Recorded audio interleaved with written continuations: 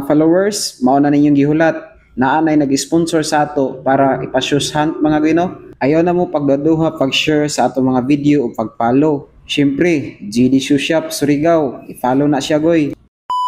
Goy, mayong adlaw goy. Nagdali-dali kog kuha dag baso goy no kay gusto ko mainom goy no. Waya ka jud ako magtuo nga goy no nga mahitabo ni sa ako kuman. Ikaw ba kunoy tiksan sa isa ka negosyante nga, "Sir, kuha na diri ay imong sapatos, sir." So waya dazon ko naglangay goy, ni jagan lay nako goy, nao ko sagdanan goy. Maong nakainom kog tubig goy kay di ko katuo. Jagan ko da goy, wa nung ko kasaka. Balik kong jagan goy, pastilan. Punal goy. So nakaabot ako diri sa babao goy. Grabe na akong kalipay goy. Syempre gigrab na ko ni nga opportunity mga goy no para makatabang o makapadula ko sa akong mga followers mga goy no. So niabot ako diri sa tindahan goy no, ni suludayon ko, wagi ko magdaduha goy no kay excited kay ko nga ma-meet na ko si sir no ang tag-iya aning GD Shoe Shop Surigao. Maulawon man gid ko sa una mga goy pero kuman mga goy di na gid ko maulaw. So diha goy, ako dazon tagpangutana ija tindero, "Excuse sir, naa si sir dyan?" So wala dazon siya nagdaduha nga iyang tawag gud iyang amo goy. Unya nitago ko diri gamay goy kay syempre maulaw ta goy no. First time gid namo nakita ni sir dyan mga goy no. Grabe first meet namo ni sir dyan. Dili gid ko katuo goy nga grabe gyud niya kahambol na pagkatao goy. Sa akong first lantaw niya goy no, grabe gyud niya kabuotan goy no, smiling kaayo. O grabe ka pure gyud ang iyang pagtagad sa amo agoy no. Grabe first time gyud ako ni mga goy no nga isa ko sa mga vlogger diri sa Surigao City nga mag-promote sa iyang negosyo nga sapatusan mga goy no. Sa sige na mo isa istorya ni sir dyan mga goy no. Grabe po dahil siya giagian ani nga negosyo goy no. Kay sa una mga goy ug nakabantay mo diri ara na sila mag-display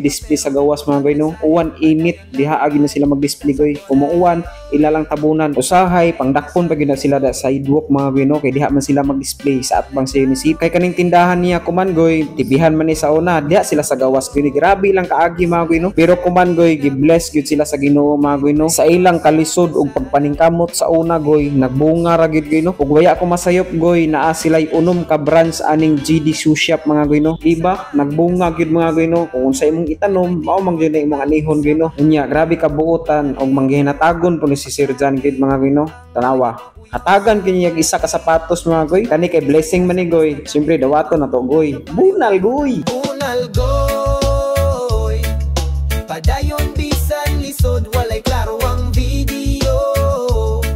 Pero kusog og abot sarado sa kinabuhi. Delivery tawag sapatos ni Sir John.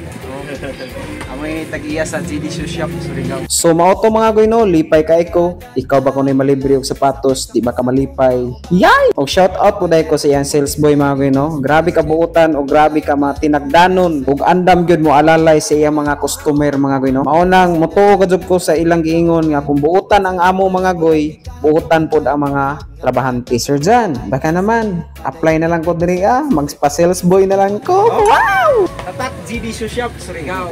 Alright, bunal goy. Mga followers, mao na ninyong gihulat.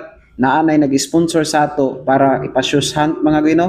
Ayaw na mo pagdaduha, pag-share sa ato mga video o pag-follow. Siyempre, GD Shoe Shop Surigao, i-follow na siya goy.